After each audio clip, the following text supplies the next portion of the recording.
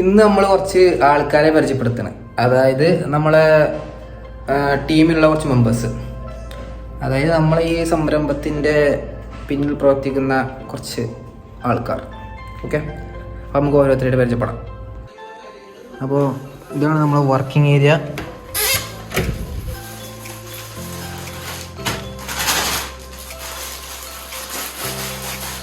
ഇത് നമ്മൾ അഖിൽക്കെ ഇവിയം.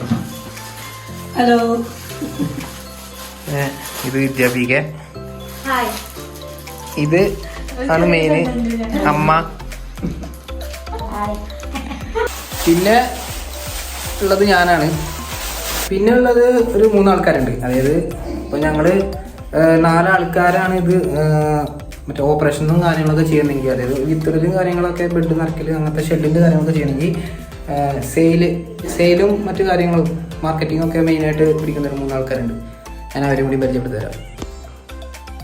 അപ്പോൾ അതിൽ 2 ആൾക്കാരാണ് ഇവർ. ഇത് കണ്ണൻ, നിതിൻ ഫ്രാങ്കി. ഇത് നമ്മളമ്മായി സുധ. ഇത് 3ാമത്തെ ആളാണ് നമ്മൾ സെയിൽസ് ഹെഡ്, മാർക്കറ്റിങ്ങിൻ്റെ കാര്യങ്ങളൊക്കെ ഏറെമംഗലം ഭാഗത്ത് മാർക്കറ്റിംഗ് കാര്യങ്ങളൊക്കെ നോക്കുന്ന ആളാണ്, GK നായർ.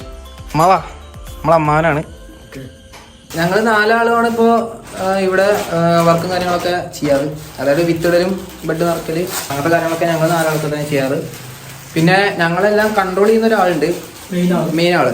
അതായത് നമ്മൾ സീനിയർ സ്റ്റാഫ് തന്നെ പറയാം. ആള് പിന്നെ വർക്കിംഗ് ഏരിയക്ക് അങ്ങനെയൊന്നും വരില്ല,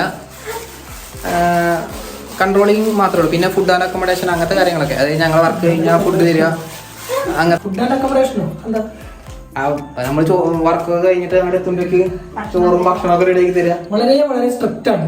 അതെ, ഞാൻ ആളെ കാണിച്ചത്. അപ്പം നമ്മളിനി മെയിൻ ആളിരിക്കുന്ന ഏരിയക്ക് പോവാണ്. സുനൈന എന്നാണ് അറിയപ്പെടുക. കക്ഷി നമ്മൾ വല്യമ്മയാണ്. ഇതാണ് ആള്. ഇല്ല, കഴിഞ്ഞിട്ടില്ലേ,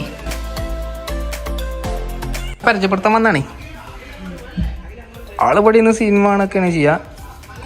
പിന്നെ ഞങ്ങൾക്ക് ഫുഡൊക്കെ ആയി കഴിഞ്ഞാൽ ആൾ ഇവിടെ നിന്ന് വിളിക്കും.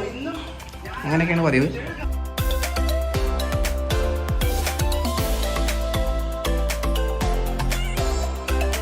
വിത്തിടലും ഈ മണ്ണ് ഒന്ന് ഷെയ്പ്പാക്കലൊക്കെ ഞങ്ങൾ 3 ആളാണ് ചെയ്യാറ്.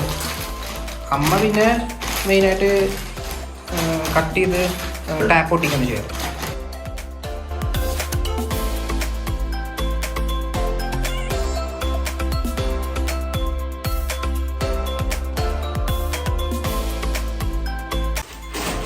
അപ്പം നോക്കേ, ഞങ്ങൾ വർക്കിലേക്ക് കിടക്കട്ടെ. ബൈ.